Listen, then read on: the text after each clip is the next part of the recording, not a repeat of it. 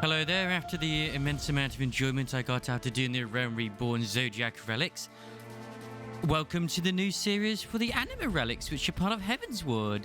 Now, I unfortunately cannot show the very first unshiny phase for the, I'm going to butcher this, Paladin weapons, Horticlaire and Pretoire shield. But I can inform you as to where to at least start it. To start these relics, you need to be in Ildershire.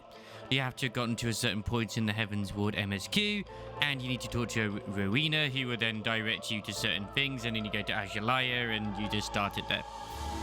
First phase is pretty straightforward. In fact, like you have to go to Bordona. You have to go farm some crystals, and then you hand in like a crystal from each zone, which I'd recommend just farming every single crystal in one go if you can do, for like every relic that you want to make, rather than just keep going back and forth, because you can do it with any job. So you can do it as a blue mage if you want to. It's not like the Realm Reborn relics where you need to actually have the relic equipped to do it.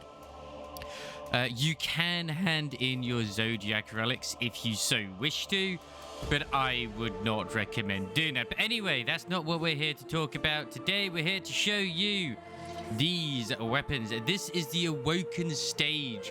This is the first step along the way for your relic for Anima, which is near the end. You can see here, this is a nice little shiny thing as we're going on. Very first stage. Nothing too super insane, but it's alright. It's alright. It does what it does. Unfortunately, it's not dyeable, as you can see there. Just like obviously show, like they are not dyeable. And just to show the Horticlaire Awoken and the Pritwin Awoken replica as well. These are the earliest replicas you can get, just as an FYI. If you do want to get the non-shiny versions of these, you will need to either make the relic again from the start, or you can buy the actual artifact weapons from the bounty inn for allied seals. They cost about 100 or whatever for them all. But anyway, let us move on, because this, unlike the Realm Reborn relics, actually has quite a few form changes, which makes them, for me, quite exciting. Okay, here we have the first evolution for your relics in Heavensward. The Anseal and a Mace sword, Anseal shield. As I said previously, they actually have quite a few form changes indeed in this expansion, which is quite nice, and it is kind of almost a staple going forward to a degree, which I quite like, because just the color palette change didn't really do it for me in the Realm Reborn ones, but honestly, the Anima relics are some of the best ones you can get in the game. Others are still pretty good too. Not see the Endwalker relics yet, but you cannot go wrong with the Anima ones, and they're pretty easy to get to. So yeah, let's get on to the next stage. Let's get on with the shiny. We like to see shiny, yes we do. And yes, here we go. We have the hyperconductive Mace and Anseal sword and shield. The basically what would have been the final stage at that point of this these relics' lifespan. They're still dyeable. I can't remember what you need to do for this, but it's all really straightforward. I will be doing a sort of rough guide anyway, or at least a little bits, tips and advice down the line on like what I do for like, you know, multiple relics and stuff. But it's been so long since I've made these. Honestly, Google is your friend. There's some really good guides on how to make them. I'm not here to tell you how to make them. I'm just here to show you what they look like, because I've made every single one of these. But yeah, the white sword and shield is looking fantastic, with the like extra addition of the sort of almost fiery, ethereal sort of energy just coming off it. It's wrapping itself around the blade like it wants to consume it, but the blade is just about fighting back, and the shield is as well, just keeping it contained as it's trying to break free from it as well. But yes, let us get on to what the next stage will be, because that's always fun. But here's the next form change for the sword and shield, known as the twins. Sword twin of Feng and shield of the twins Feng. It's kind of weird. Let me just show you their names. I am definitely not saying them right, but it's like whatever. Once again, dyeable. It just has a really weird name. I do like this. It's actually featured in the Encyclopedia as well. Apparently the shield was like two halves for two brothers, which came together as like a shield. Don't know about the sword though. I believe that's just what the shield says. Unfortunately, it doesn't show it like that, but it's still pretty cool anyway. So yeah, it kind of almost gives me a bit of a sort of look towards a certain sort of theme that's in Shadowbringers. And you know what? If you're looking for a certain glam to theme yourself around certain stuff in Shadowbringers, maybe this is something you could look to. So yeah.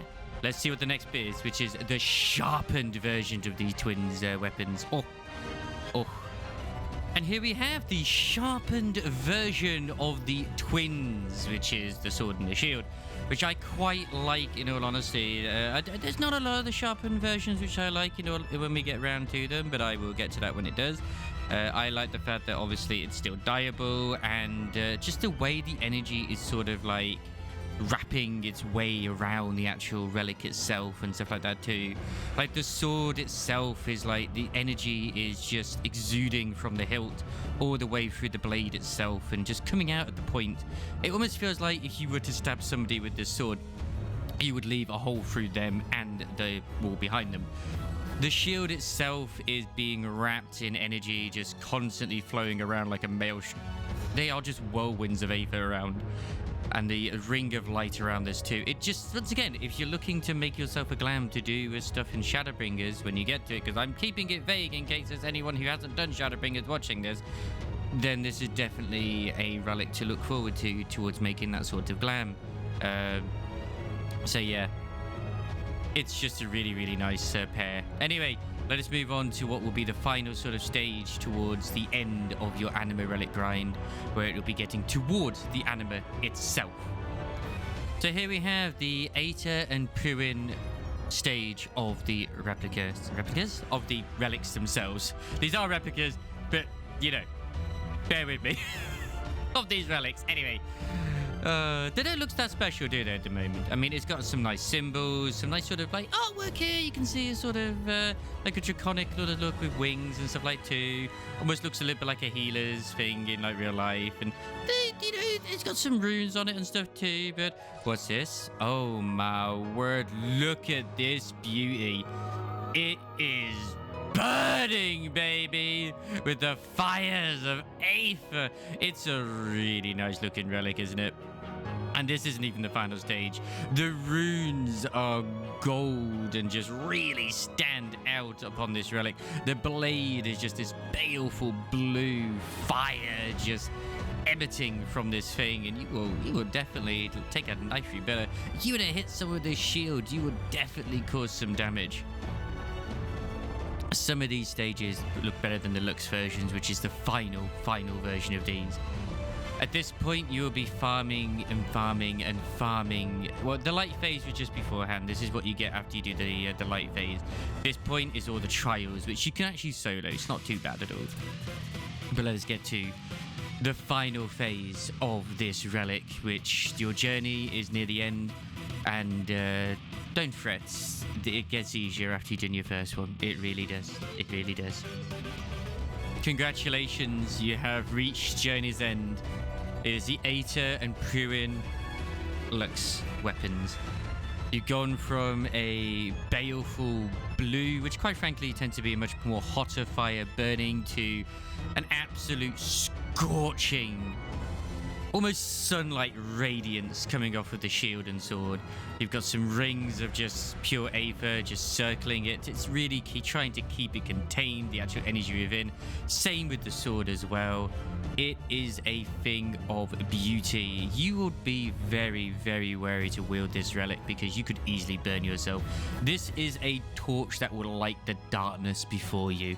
And if anything stands in your way, you will just pierce right through them. At least that would be the RP's sort of standpoint in this. If you're talking realistically, they're very, very, very shiny sword and shield, which will definitely actually light up the darkness. Like, if the room is dark, it actually does make it a bit brighter with these, because they are blinding and awesome and great. But this is what I say about the relics when it comes to the Heavensward ones. Look forward to them. We have more to go. And I say good luck to making all of them. Thank you very much for watching. Don't forget to like, comment, and subscribe for more videos down the line as well. I look forward to making more of these. And check us out on twitch.tv/Wobsy as well. I'll say ta-ta for now, and good luck. If you've done the A Realm Reborn relics, the Heavensward ones are absolutely easy to do. They are by far the easiest and most soloable.